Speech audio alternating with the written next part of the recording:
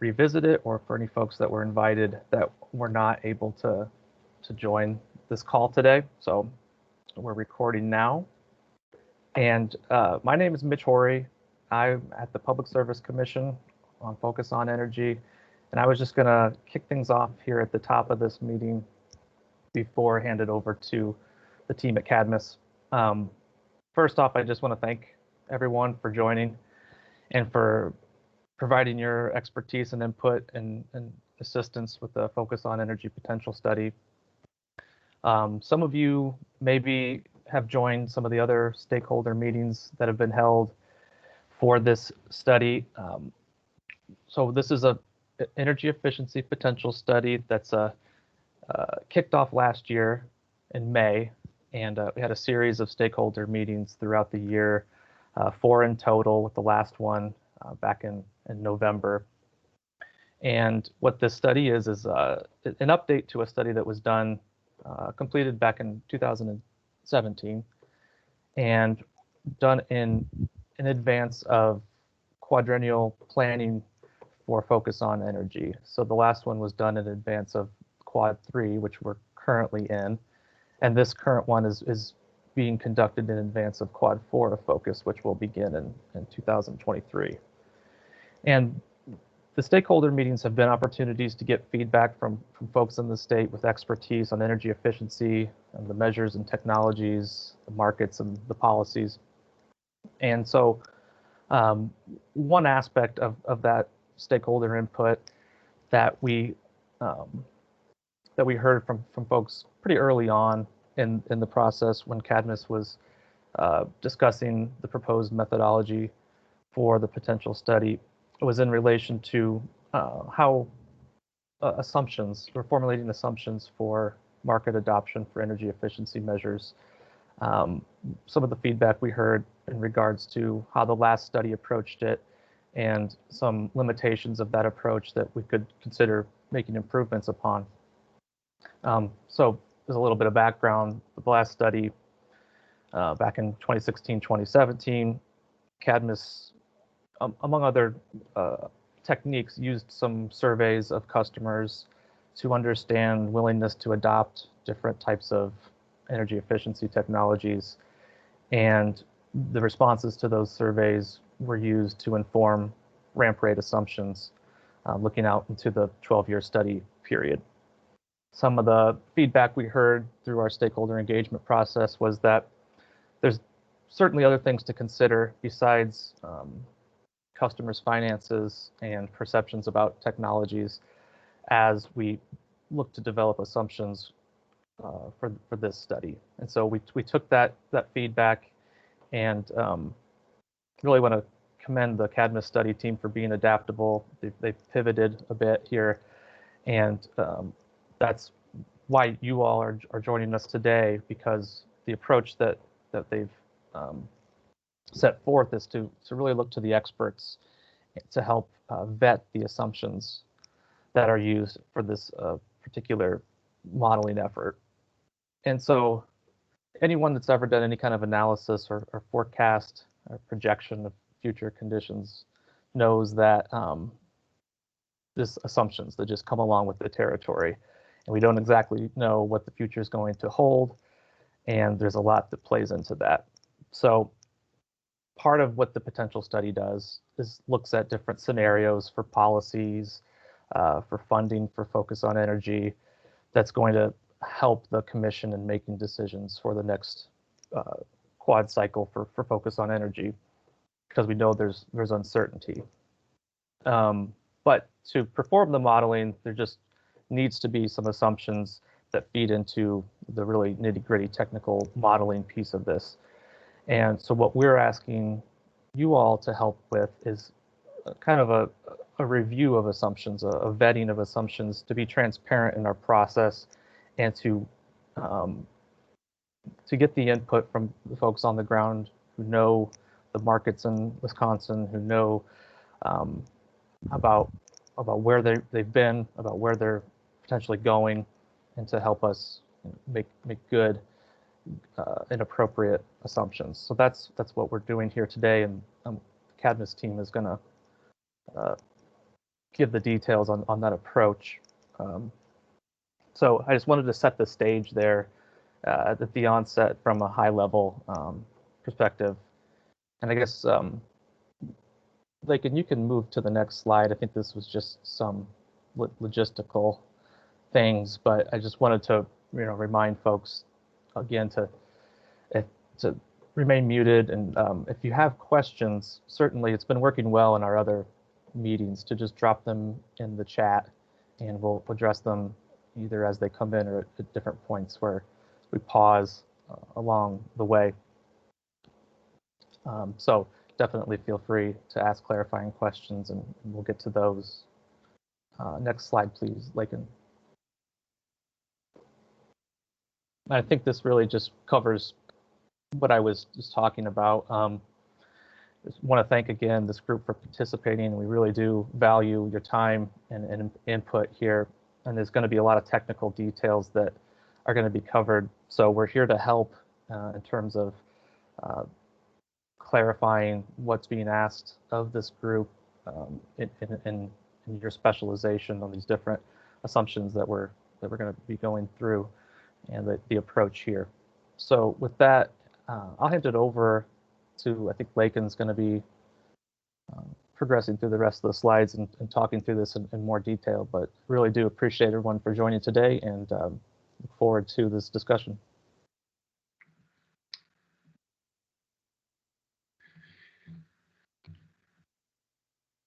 All right, thanks, Mitch. Thank you for that introduction, and thanks to everyone for joining and for your time today. Again, my name is Lakin Garth, and I'm a principal at Cadmus, and I manage our planning and assessment team. And so most of the work in which I'm engaged is forward-looking, worked on a number of energy efficiency potential studies, demand response, various customer-sided distributed generation studies.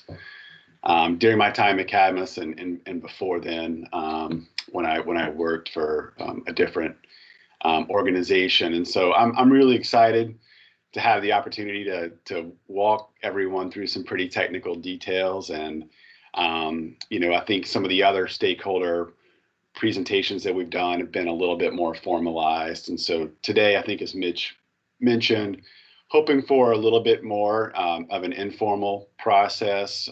Certainly welcome any and all questions. I imagine the 30 or so folks who are on the call have varying degrees of understanding with respect to potential studies and what the purpose is and how the mechanics generally operate. And so I'm here to provide an overview, get specific about a few things, but certainly to answer questions. And even if we don't get to them today and you have questions about how this all works or anything that you want clarified in the future, I believe our contact information is certainly available, and happy to provide responses where I can. Just quickly with respect to the agenda, because some folks are coming into this sort of the study sort of as it's in process and haven't been a part of all the stakeholder meetings, I am going to provide a quick overview of the potential study, its purpose and background, and sort of the different flavors of potential that we estimate. Then I'm going to get a little more specific and start talking about optimized potential and what that means and how we actually physically calculate it and what the role of market adoption rates play in determining that optimized potential. Then we'll have some time to talk about stakeholder review, get a little bit more specific about what we in the PSC are asking participants to do. We can talk about initial review assignments. And then I will also sort of preview a tool that our team has built to help engage folks throughout this process, and walk you through that in advance of distributing it near the end of next week.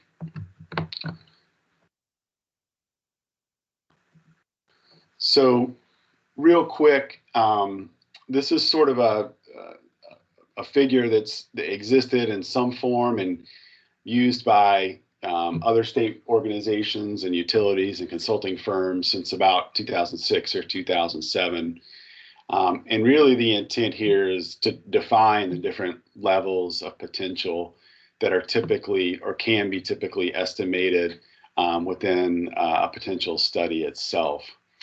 And so we can see sort of the stair step looking figure that describes technical potential and economic potential.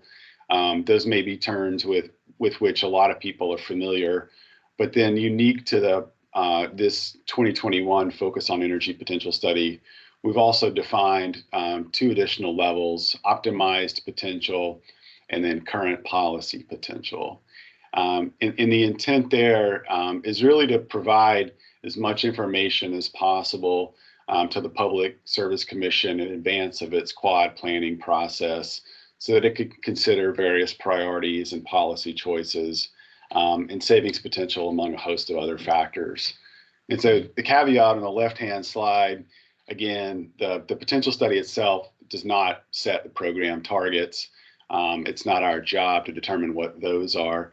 Rather, it's to take a snapshot of the market and to provide information that folks who do set targets can use in informing their decisions.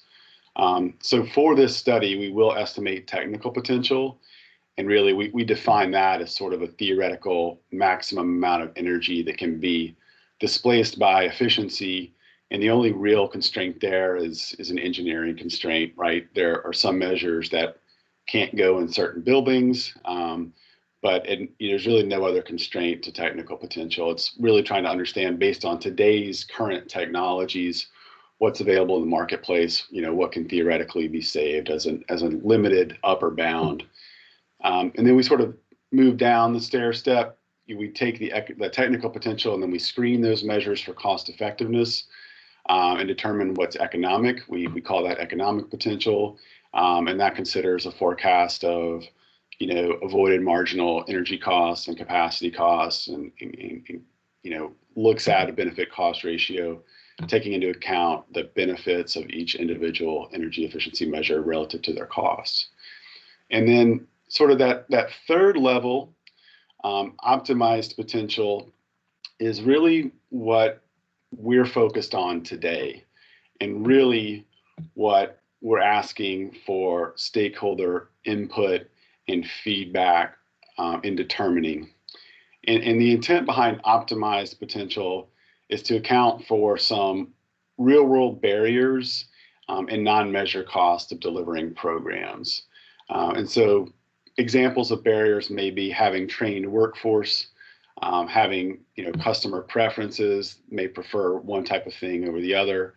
So it really is intended to mimic sort of the percentage of economic potential that we think would be optimal, taking into account various market barriers to adoption.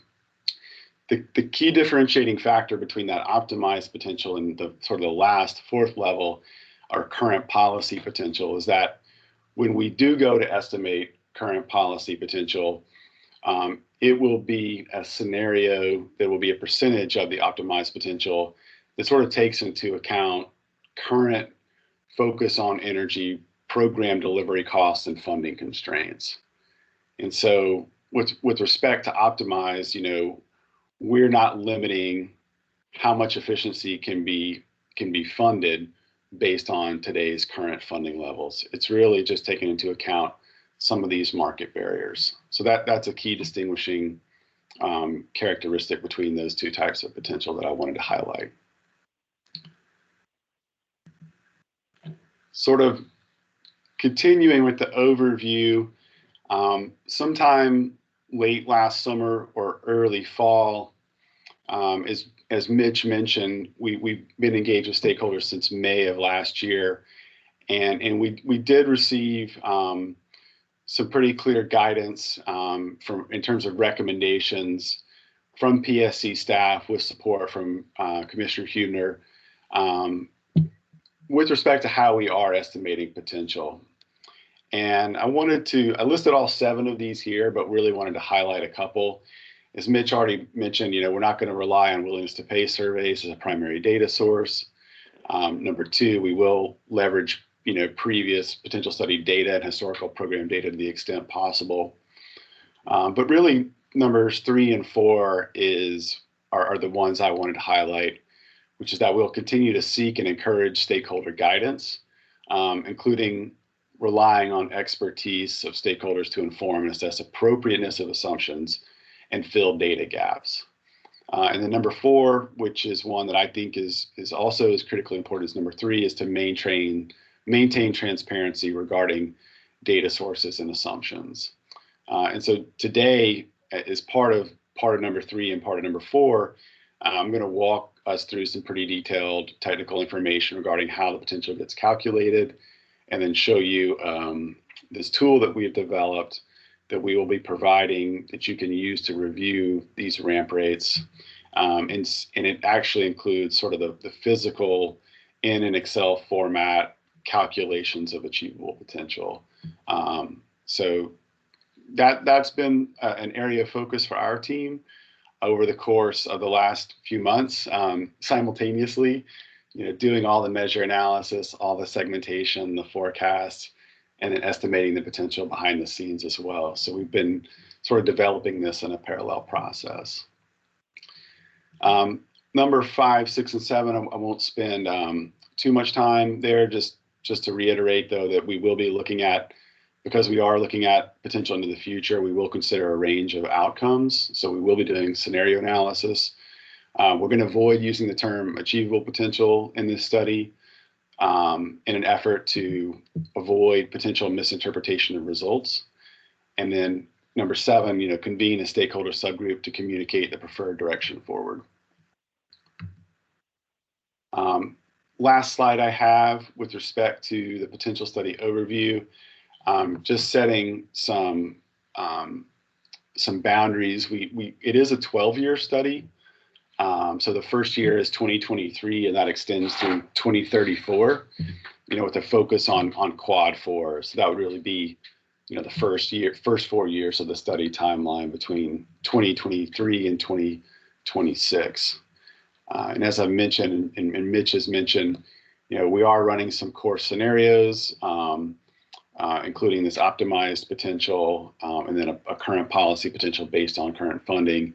And those core scenarios will use commission-approved inputs, so things like discount rate, value of carbon, approved avoided energy costs, and things of that nature. But we also are doing a lot of sensitivity analysis, looking at how varying some of these inputs affects the overall amount of potential. So I'll pause there. Again, I know that there are a number of folks on the call who haven't been part of previous stakeholder meetings, and just see if anyone has any questions at this point before we move forward.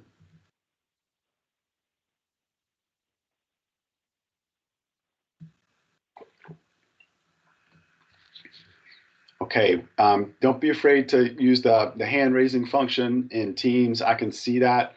And if at any point in time I'm talking too much and you have a question, please don't hesitate to interrupt me. I'd be more than happy to stop and to go through these in more detail. So the next section is where I'll actually highlight the components of calculating the optimized potential. And so really here at this point, we will already estimated technical potential, and then we will, as I mentioned, screen all the measures at an individual level to calculate economic potential. And so we'll start this exercise by focusing on economic and then moving down.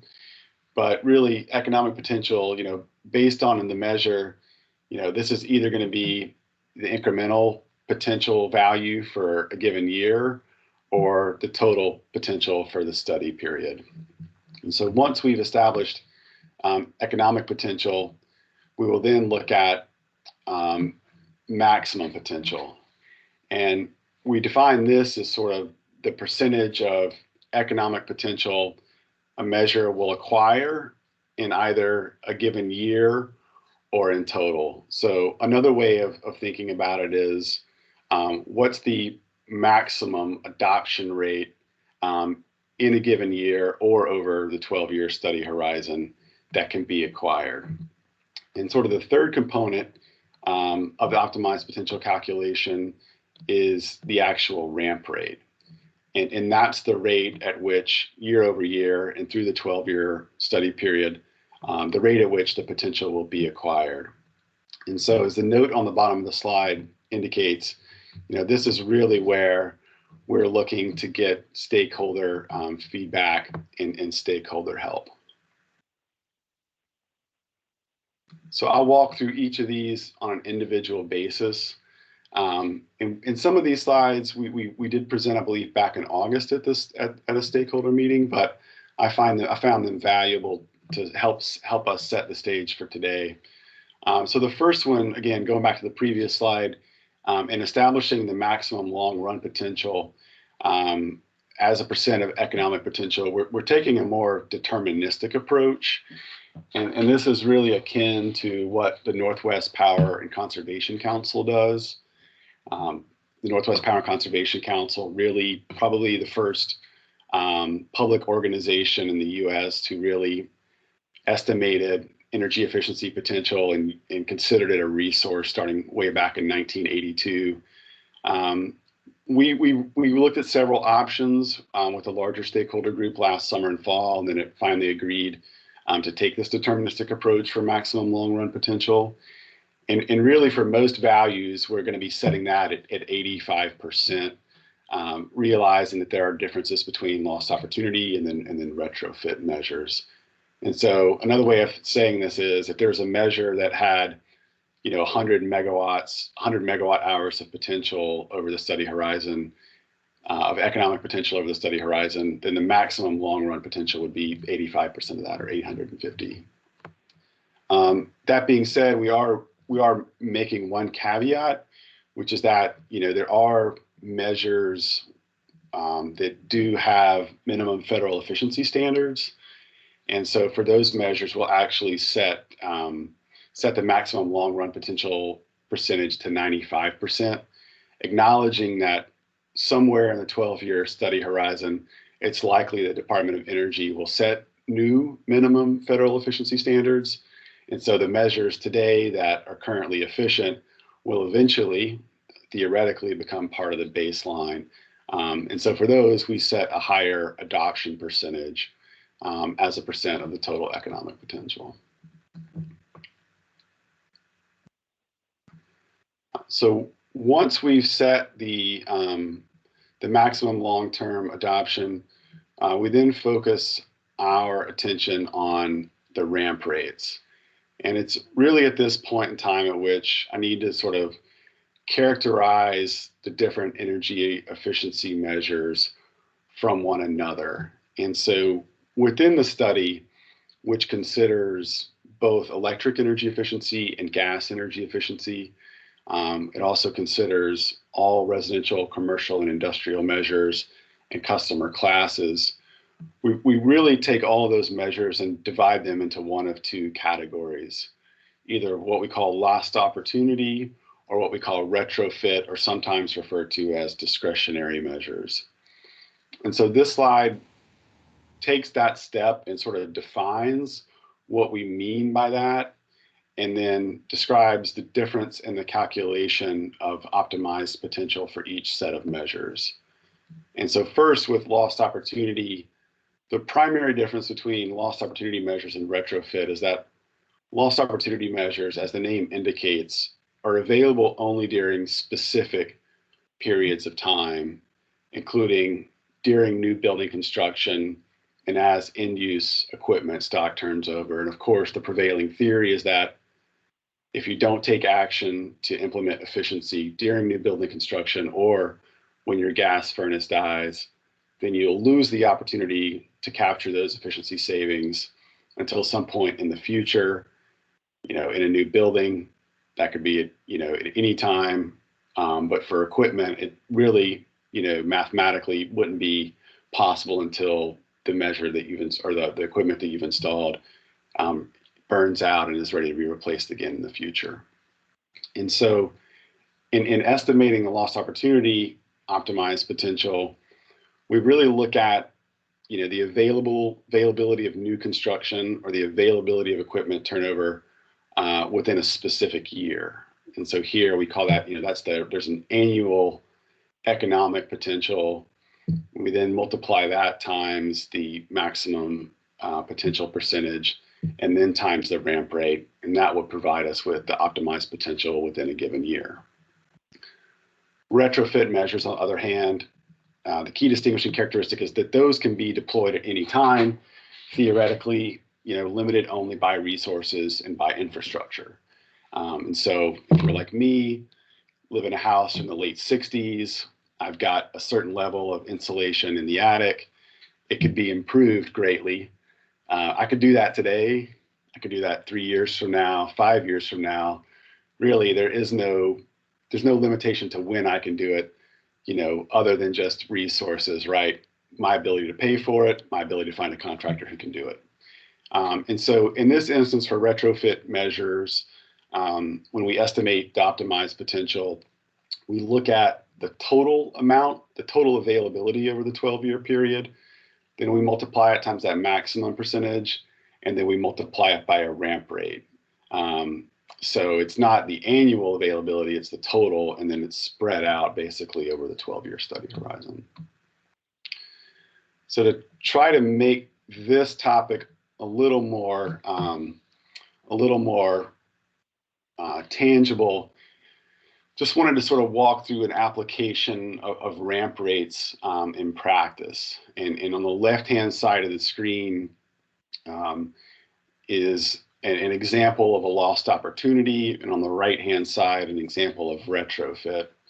And so here, we're going to assume for each of these instances about 100 megawatt hours of economic potential, and then a maximum customer adoption of 85%, and then 3 just stylized generic ramp rates that I've labeled slow, medium, and fast.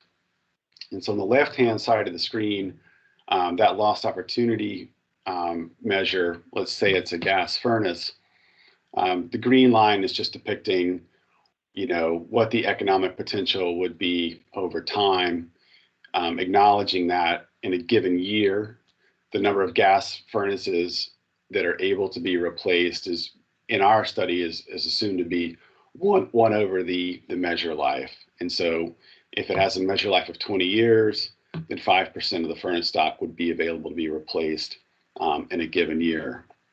And so in reviewing ramp rates and assigning or determining an appropriate ramp rate that would mimic customer adoption for gas furnaces, I've sort of provided, again, 3 stylized examples. A slower one, which, as you can see, has a percentage rate of adoption in each year. And then such by the end of the study period, the 12-year study, you get about 26 megawatt hours out of 100. And then there's a medium ramp rate, which increases that to 38, and then a fast ramp rate, which would increase that to 52. So it's just a stylized depiction of what the effect is of a faster versus or more aggressive ramp rate versus a slower, more conservative ramp rate would be over time.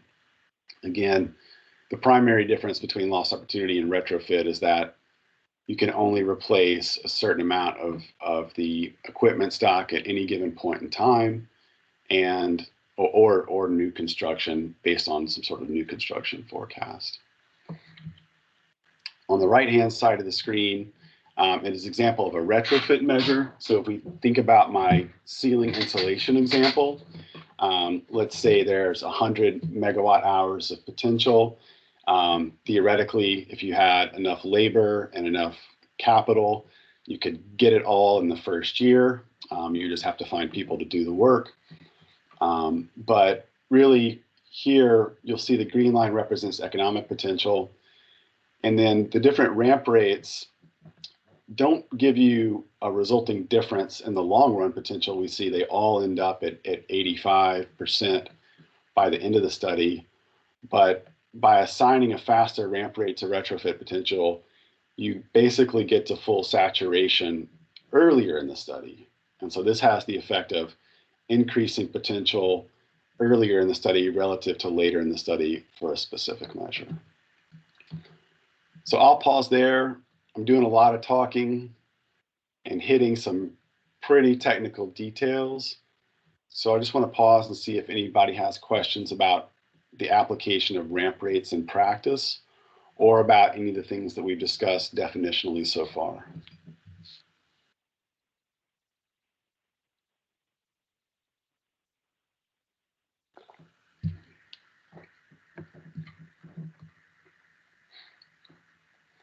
Okay, well, please don't be shy and don't hesitate to let me know if you do have a question.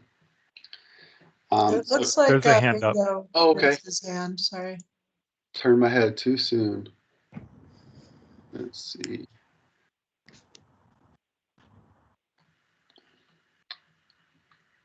Hey, Ingo, you got a question? Yeah, on the previous slide. This one, okay. Yeah, thank you. So you'll have to pardon me if this is remedial or if you covered it and I just missed it. I just want to clarify that I'm thinking about this right. So on the left slide, or on the left part of the slide, the lost opportunity, we can think about that as, say, 100 buildings being built, because new construction would fall into that category. Are you saying here on this curve, should we be thinking there are 100 buildings being built every year? And what the ramp rate is showing is what share of them we think the market, the program could actually touch. So for that chart, this is actually cumulative and you're adding up. The program's effect would be whatever is the area underneath the curve that we pick. Am I interpreting that right, or is that a wrong interpretation? No, that's a correct interpretation. Okay, so then on the right chart, that's retrofit. So there, are we still influencing what happens underneath the curve, or is that really a whole different paradigm that is the 100 the total amount of retrofit opportunities that could occur across the 12 years, or there too, are we looking at 100 opportunities a year, but what we're capturing is what share is happening? Great question, and a really great distinguishment. So in the lost opportunity example, you're right. It's basically 100 opportunities per year. In the retrofit, it's 100 over the whole study period, or really available at any point in time. And so you are the program, or excuse me, the optimized opportunity is the area that would fall under each one of those lines. And so by selecting a more aggressive retrofit ramp rate, you're essentially moving the potential up, earlier in the study period. And then, basically saying, okay, let's think about smart thermostats, right? If there are 100 homes that are available to be replaced with smart thermostats, the slow ramp rate will get you to 85 homes over 12 years, but a fast ramp rate would get you to 85 homes in, like, say, 8 years. And so you're essentially affecting the timing of the adoption.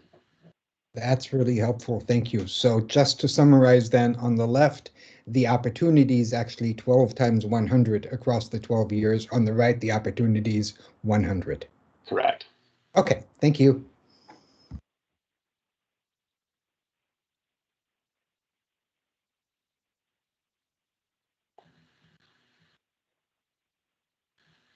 Okay, and so let's see, any other questions? All right, let's see. So slide 14 is a depiction of the potential study ramp rates. These were actually from the 2017 study.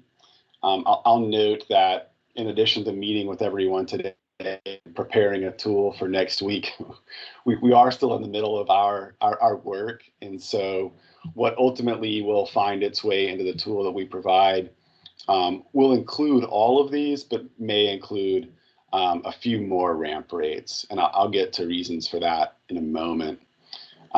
So think of this as a subset of the ramp rates that we're asking you to consider. This particular set, was adapted from the Northwest Power and Conservation Council's power plans.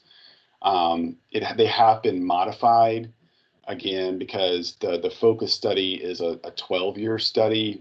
The council and its work and many utilities and other organizations nationwide oftentimes consider a 20-year horizon, which is typical for resource planning. But their genesis is basically different technologies that have been adopted over time, for which there are data, and that we can look at appreciable differences at what their starting saturation point is, and then the rate at which we think that customer adoption will occur over time. But these have been adapted to a 12-year study horizon. Between the 5 that I've shown here, a couple other points to make.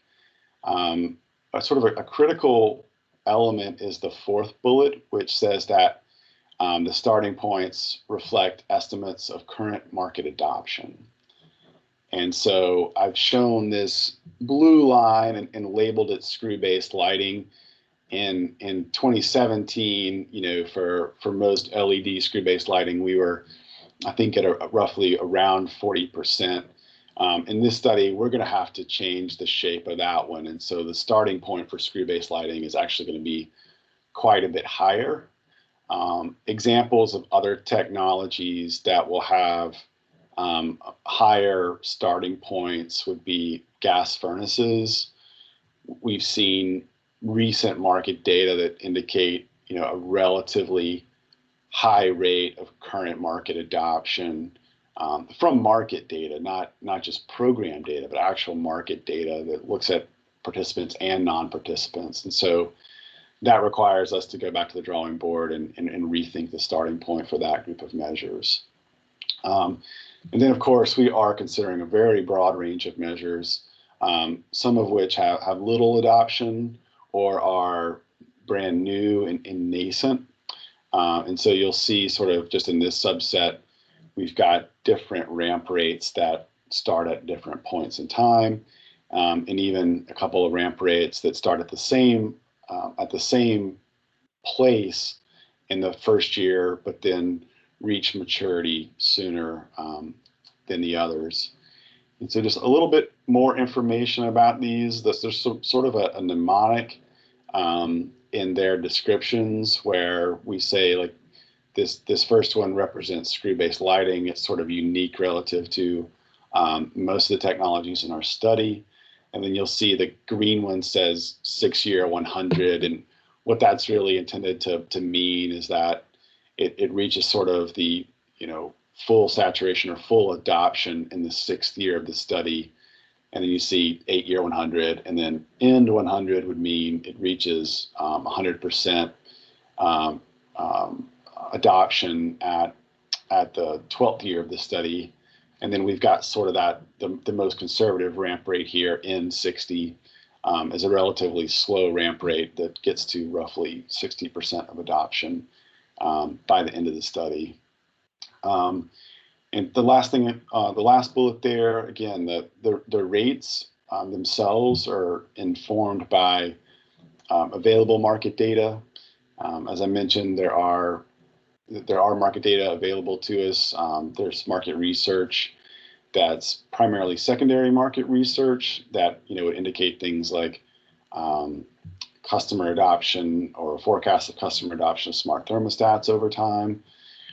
Some measures we can inform with historical performance. So looking at how measures have been adopted by the actual focus on energy programs over time would give us an indication of where the starting point is and sort of the rate that we may be able to expect over time. And then, of course, there is some professional judgment. There are some measures here for which there's no market data and relatively little historical performance. So all those different components really go into the assignment of the ramp rates.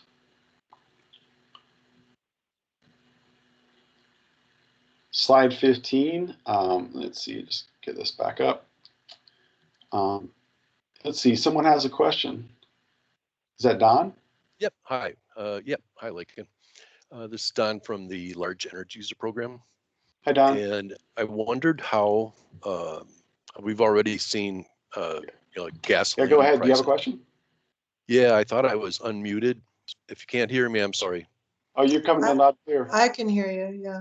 Okay, my question is, how do ramp rates get affected by the anticipated increase in natural gas prices?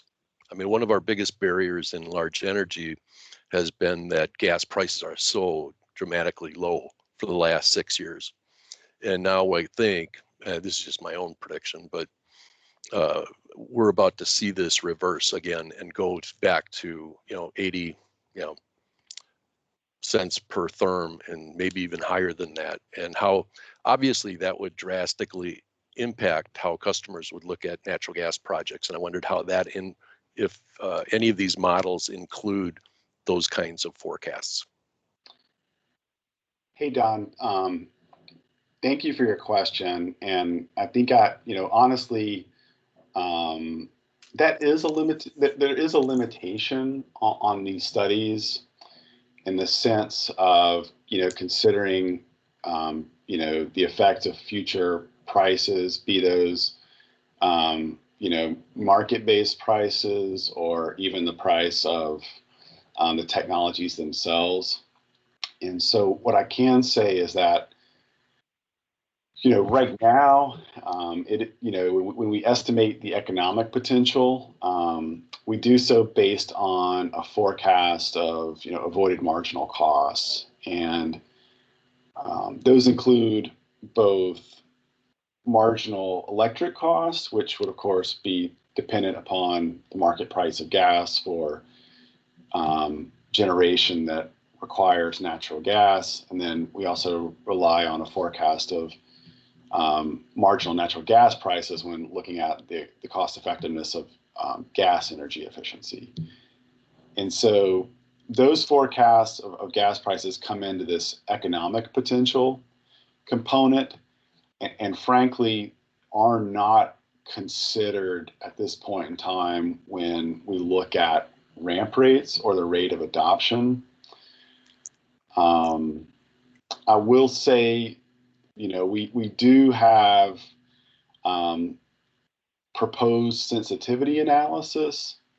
So we sort of have this one scenario, this core scenario where we're using commission approved inputs, but we are doing sensitivity analysis where we can vary those inputs. And if, one of those sensitivities does include avoided cost forecasts. And so that would pick up, what you're describing, whether or not our sensitivity aligns fundamentally with what you're thinking may happen in the market, probably a different conversation. But I'd probably, suggest that that when we do that sensitivity, that we sort of elucidate what it is that we're doing in the underlying avoided cost forecast. And essentially that would probably just look like an adder, to the avoided energy cost, gas and electric. And then that would bump up, the economic potential by a certain amount. But frankly, right now, we don't then take that and say, well, also because of this, there's going to be more customer sensitivity to price, increasing their likelihood of adoption. It's not something we've planned for at this point. Yeah, so if I can reword that, we're at record low natural gas prices, right? Yeah. So if anything, this is very conservative, the ramp rates. If you're a cynic like me and you assume that we're going to see some pretty huge hikes in energy prices, so which is good. So this is conservative as opposed to the other way around. Thanks. Yeah, no, thank you for your question. I really appreciate that one. It's one that makes me think quickly about how that would affect things. Mitch, do you have anything you wanted to add to that? No. Okay. Got it. Let's see. So we covered here just a snapshot of the ramp rates, and then on the next slide, some guidelines for applying these. And so again, these guidelines are really to help everyone, starting at the end of next week and then on through the period of time we set aside for review. And wanted to be sort of explicit around how we developed these in the past, and then sort of what we're hoping for this time around. In 2017, Cadmus, working with the PSC at the time, we developed a hierarchy for measure ramp rates. And it was relatively straightforward. We tried to keep it fairly simple, and not too complex, but generally the hierarchy was such that we said, for measures where focus on energy is already offered and achieved moderate to high energy savings levels, we applied more aggressive ramp rates. And for measures with relatively low, no, or negative incremental costs, we applied more aggressive ramp rates there. And then for measures that focus on energy had not offered in the past, or it achieved less than moderate levels of energy savings, we applied more conservative ramp rates. There's probably examples of these that I can walk through. On number one, I think gas furnaces would be sort of the standard example there, where it's not necessarily a low upfront customer cost. Those things are expensive, but the incremental cost isn't huge, but it's not. I wouldn't say it's low compared to other measures. And Focus had achieved, really moderate to very high savings energy efficiency levels over time, and so we applied a more aggressive ramp rate to gas furnaces. Number two, in the 2017 study, residential lighting, some commercial lighting were examples where the incremental costs relative to the savings weren't super high, and so we had applied more aggressive ramp rates to those measures. Number three, I think an example from 2017 was probably heat pump water heaters. For whatever reason, historically, residential water heating has been a tough market to crack in terms of increasing customer adoption of efficient technologies. Heat pump water heaters, relatively new measure at that point in time, and so we would have applied a more conservative ramp rate at that point. And so for the current study in 2021, we've really taken those 2017 ramp rates as what I'll refer to as a preliminary starting point. So we went back and looked at those, and then we've made updates, again, based on market data, research, historical performance, and then professional judgment, and come up with sort of some initial, what we would refer to initial ramp rate assignments based on these things. And so our team really is seeking expert review, guidance, and feedback on these measure ramp rate assignments. And I'll state that, within a study of this size, there's many measures, and so we've tried to group them and organize them by measure category. And so in some instances, we've had to adjust what we did in 2017 to make sure that, the measures within a specific category all have the same ramp rate, and we don't see too much variation within categories.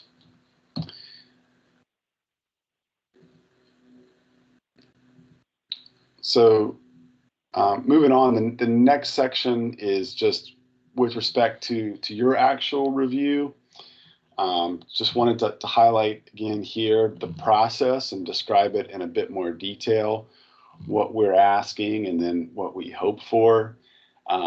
Again, at this point, and when I say this point, I mean when we hand over all the data to you and information to you, we have assigned individual potential study measures to specific technology groups. Cadmus has reviewed available market data and historical focus on energy program performance data, and we've made initial assignments of those ramp rates based on our review and summary of these data. And then we're requesting experts to review the assigned technology groups in a workbook that we will provide, review preliminary measure group ramp rates assigned by us to these technology groups, and then provide feedback on their reasonableness and appropriateness, and then suggest changes if necessary, and then return that workbook or your comments to Cadmus and the PSC by email. Just a note there at the bottom, we always welcome any additional market data. Our team works hard to track publicly available research that is performed by various organizations across the country. We don't capture everything, and so I know there are a number of folks on this call who are in the evaluation sphere, market research, and so if there's any particular information or studies that you're aware of that we should consider, we're always welcome to receiving that feedback and that guidance, and happy to take that on. So once we go through this process, Cadmus, we will review all the feedback. We'll summarize the comments, the feedback, recommended changes, and other suggestions. Then we'll work with PSC staff on the proposed changes to preliminary ramp rates based on expert input. We'll then, back to this group, distribute the summary of feedback and changes. And then in the larger stakeholder meeting, when we present draft results, that's currently scheduled for late April, we will include in that larger stakeholder group presentation a summary of the process, including recommended changes and feedback, and then actions we've taken to adjust those based on your feedback. So the next thing I was going to do is actually give a preview of the tool and workbook that we've developed. Sorry, Lake, and Ingo had a chat, and maybe I'll just ask Ingo to chime in before we move on. Yeah, thank you. Sorry to interrupt, but I just wanted to, in case I missed it before, I wanted clarification on whether, when we're thinking about the ramp rates, are we thinking about them as including what we think might be naturally occurring market activity, or are we trying to identify ramp rates that show what is happening incrementally to that due to a program? Thanks for that question, Ingo, and I appreciate I really appreciate the nuance in the question, and I'll say that you should consider the naturally occurring market how the naturally occurring market activity will factor in. The ramp rates are not intended to only capture what a program does. It's really intended to capture what is possible, right? And again, the optimized potential is not taking into consideration any funding constraints or limitations on program budgets, incentive levels, marketing or administrative costs. Optimized is really just trying to take into account some customer barriers, but really consider what would be possible absent those program barriers. So you should definitely take into consideration the naturally occurring market activity. Great, thank you. Thank you for your question.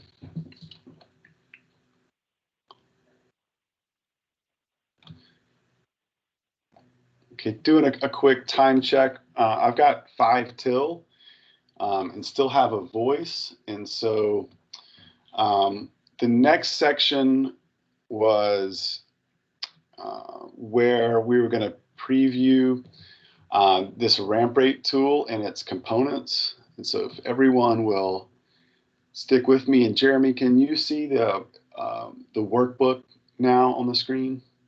Yeah. Great. Okay. Well, this is the super exciting part for me.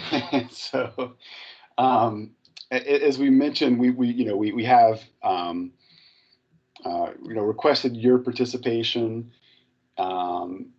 your expertise, and your feedback, and so we need to provide some guidance, which hopefully the presentation has done. But we also needed to provide a tool and a description of what it is that you can and will be reviewing. And so this is a relatively simple Microsoft Excel workbook. It's a work in progress. We're going to deliver this, I believe, next Friday on March 5th.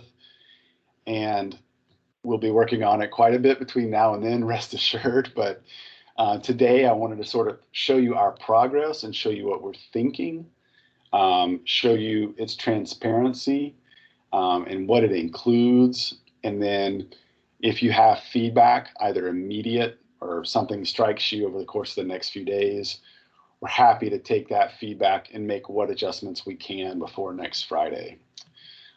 So right now, there are only 3 worksheets. We will be adding a 4th that includes basically a README or a description of what the workbook does. But for today, I was just going to walk us through these 3 worksheets. The first is titled Ramp Rates. And really what this worksheet does is it shows a simplified table that lists a sector. And then here it's either commercial, industrial, residential. And then the measure group. Some measure groups span multiple sectors, but there are, some unique measure groups within a sector. And then this is sort of where we start to get down to brass tacks. Column C and column D list for each sector and measure group combination the preliminary ramp rate assignment that we have made for those measure categories. And then over here on the right, you can see the actual percentages for these ramp rate groups themselves. And then we sort of got here the acquisition opportunities, either lost opportunity or retrofit. And sort of going back to Ingo's question earlier about cumulative adoption versus total adoption, you can see that lost opportunity, each of these percentages would represent the percentage of those lost opportunities that are acquired in a given year. And then the retrofit measure percentages represent the percentage of the 12-year total potential that is acquired in that given year. And so you can see, if our math is right, that all of these retrofit should add up to 100. And then there's just a graph. That's the same graph that we showed in the presentation earlier. And so this thing is pretty simple in a sense that you can come here and whoops, I'll probably need to fix that data validation. But ideally, what it does is allow you. Will be a drop down that will allow you to select, one of these ramp rates for lost opportunity or discretionary potential. And so you can see by selecting a more aggressive ramp rate what happens. The next worksheet basically serves as an output. This is a database of output from our primary potential study model. It's got a lot of information here, and so when we develop the README, we'll include a data dictionary that lists each of the column headers and a description of what's within that column. I'm going to run through this. I don't expect anybody to memorize it. No quiz later. But essentially, it's going to be in a database format. It's going to list region, fuel type, sector, segment. And so, we have segments specific to residential. We have segments specific to commercial and industrial. End use, measure type, whether it's equipment or retrofit, construction, existing or new, and then of course this column, this acquisition column, whether it's discretionary or lost opportunity, as we talked about earlier. And then moving on over, it's got a measure name, a description of that measure, and then a baseline equipment.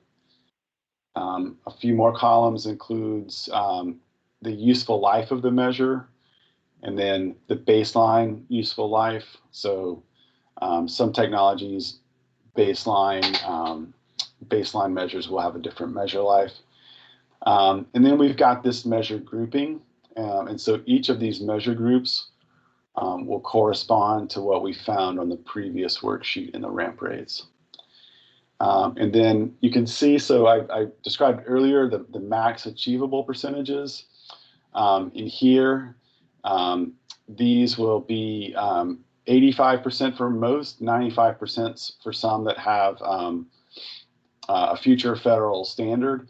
If you see a 0, That means I probably need to go back and look at it again. This is a work in progress. There shouldn't be any zeros there, but they should all either be 85 or 95, as we talked about in the slides earlier. And then this is sort of the critical column. This is where the ramp rate comes in, and you can see it's not a value. It's an actual formula, just based on a little bit of logic. Goes over here, looks up the measure group, and then pulls in the ramp rate. The remaining columns are all pretty exciting. This is where we've summarized 12-year technical potential, and you'll see that that's either megawatt hours or therms based on the fuel type of the measure, 12-year economic potential, 4-year technical, 4-year economic. Again, a big focus of our study is the first 4 years of quadrennium. And then out here, in an effort to maintain transparency, you can see where we have column headers for each year of optimized potential. And then in these columns is the formula for how the optimized potential is calculated. And so it's looking basically to see if the measure is discretionary or retrofit, or if it's lost opportunity. And then it's looking up its economic potential, looking up its maximum achievability, and then going through and doing the math to calculate optimized potential in each year of the study. There's a series of columns I've hidden, which is the lost opportunity economic potential. So there will only be values here for measures that are economic and are lost opportunity. But these are all referenced as well in this optimized potential calculation. But I've hidden them there just for now. And then finally, a few more columns, a summary of the 12-year optimized potential, and then 4-year optimized potential. And then we included just a very simple expression of the optimized potential divided by economic, so that you can sort of see what happens as ramp rates change. Third worksheet, and this is the one to which we can certainly add more specificity and more summaries, but at a high level, just a couple of tables and a figure that would show the cumulative potential for both electric and natural gas. And here we've summarized it at the sector level. We include our baseline sales forecast, and so that would actually be the year in the final year of the study baseline sales forecast. We'll make that change here so it's a little bit clearer. And then we show technical potential, economic potential, and optimized potential, both in whole numbers, megawatt hours for electric, and also as a percentage of baseline sales, so that you can see how changing ramp rates changes the adoption or changes the amount of potential over time. Then we just do the same thing for gas over here. And then the figures really just looks up directly to this table. So all in all, relatively straightforward, relatively simple. There is quite a bit of data in here. I'm not going to pretend that there isn't. It's a large database, but we tried to set it up pretty cleanly. And as I said, currently a work in progress, but we're going to add more descriptions about what you're reviewing, more information about what it is we're asking you to review. And then if you think of anything else, any additional summaries that we could add here, there's a whole host of information that we can do. We just tried to create this at first, this first pass without overwhelming anyone.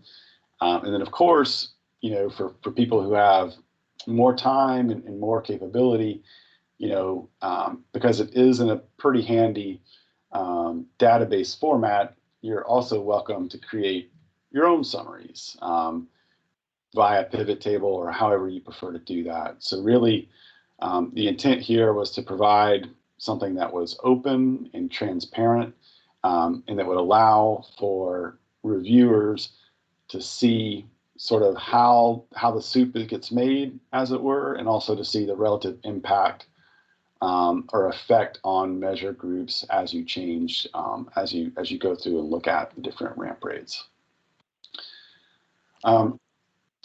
Last thing I'll mention, this is a relatively important caveat.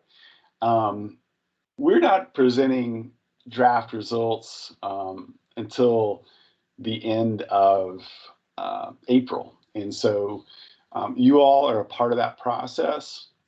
And what we give to you next Friday in this tool, in terms of the technical and economic potential, they're preliminary results.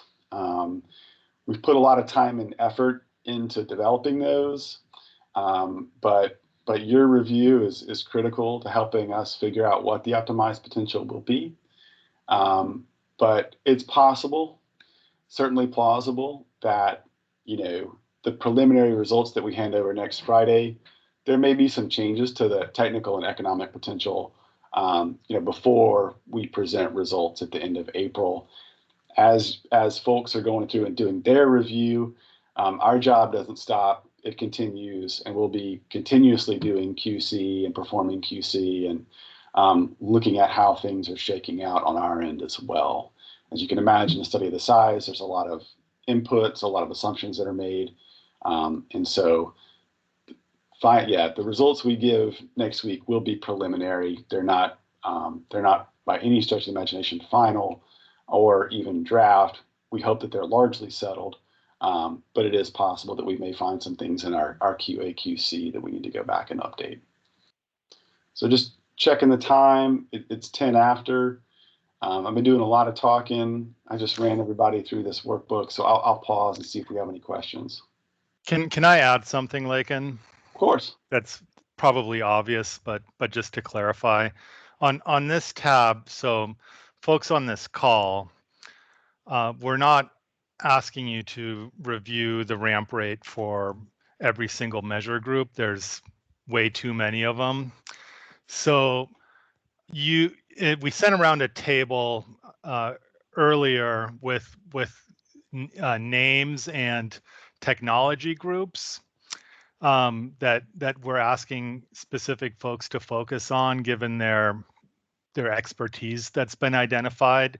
And the measure groups roll up to technology groups, and in the workbook you can trace that back hopefully pretty easily.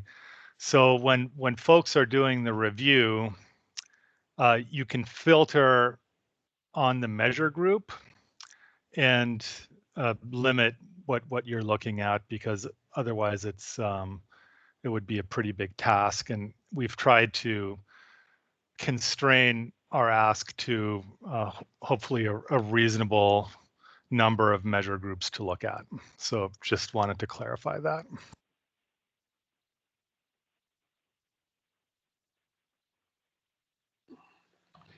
Thank you, Jeremy. I appreciate that. Yeah, thanks, Jeremy. This is Don Gall again. That was going to be my question. What do you guys expect from us? How are we going to be? How do you want us to participate in this exercise?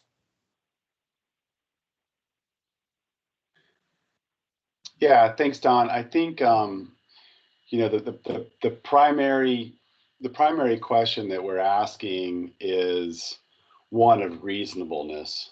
And so if I don't recall what every measure group or technology group folks have been assigned to, but if you've got a particular area of interest, really I think what we're seeking here is feedback on the reasonableness of the ramp rate assignments and whether or not those should be more conservative, more aggressive, or what have you.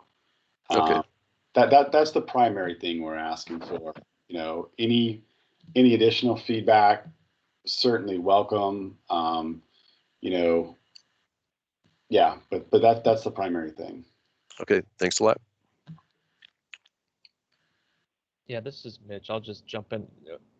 The ask is not any deep analysis on your part. It's more wanting to make sure that the assumptions, as Lakin said, are reasonable or appropriate, and if they're not, we want to know that we need to make some changes or something like that. So that that, like I said, no need to take a super deep dive. What Lakin has provided would allow you to do that, and certainly feel free. But as you look at the different groups and where you have particular expertise and want to play around with those ramp rates and say, no, I think this really does need to be more aggressive or more conservative than what you guys have preliminarily put out there. And anything that you can provide, to support that feedback, that's really what we're looking for and hoping to get, everybody's perspective. And so certainly don't feel like you have to review, like they said, every single measure group. But if this market, by all means, please, take a look at it and provide that feedback.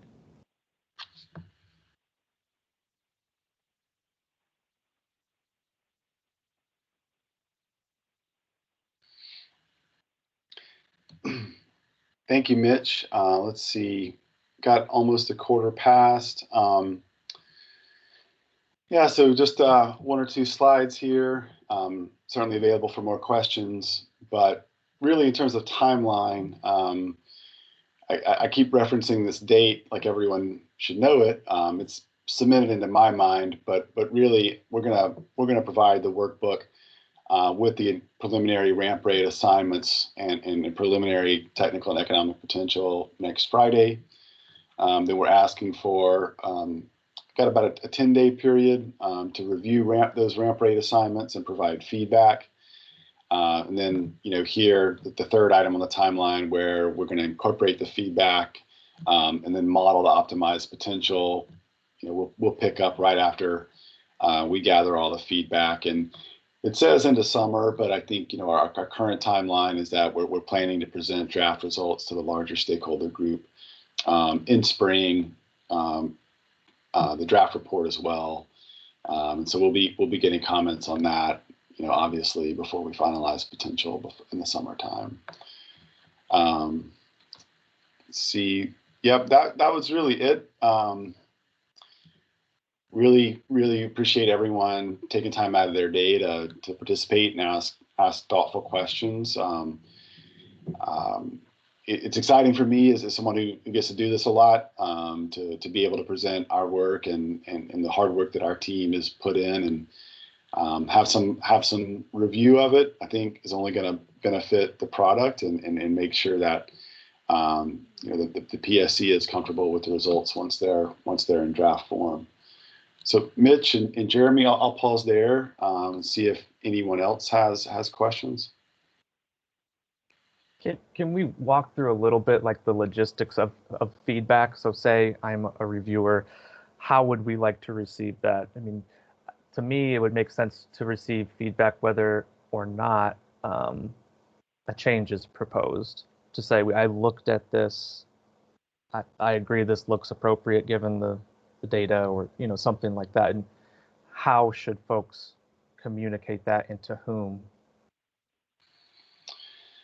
Yeah, that's good. I think email is totally fine, and whether people want to just give give recommendations or feedback to specific measure groups, that just in the body of an email or a Word document is fine. And then, Jeremy's email here and Mitch, if you want to be copied on that, is probably the easiest way to do so.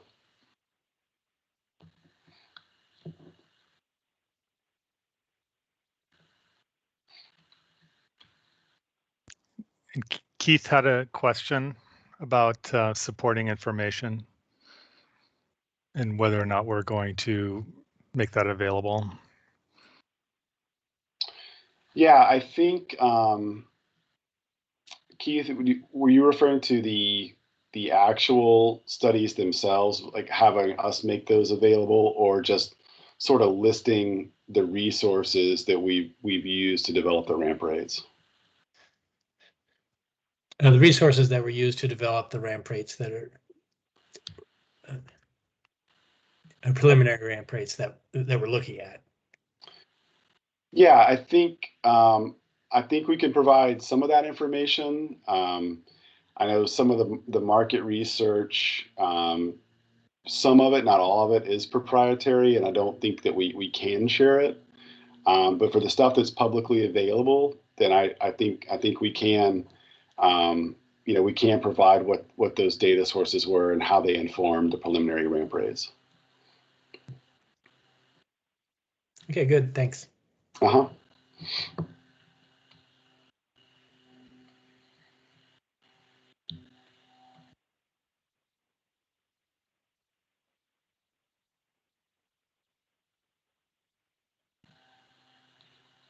All right. Any further questions?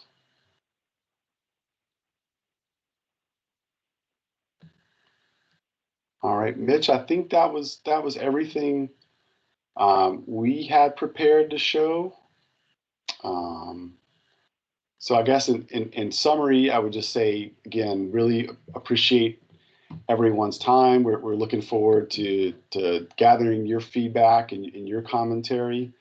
And of course, if anyone has any questions in advance of next Friday, certainly happy to provide answers. Jeremy and Mitch's contact information is here. I think my email is certainly in the meeting invite. Lake&Garth@Cadmus Group. So feel free to reach out to me directly as well.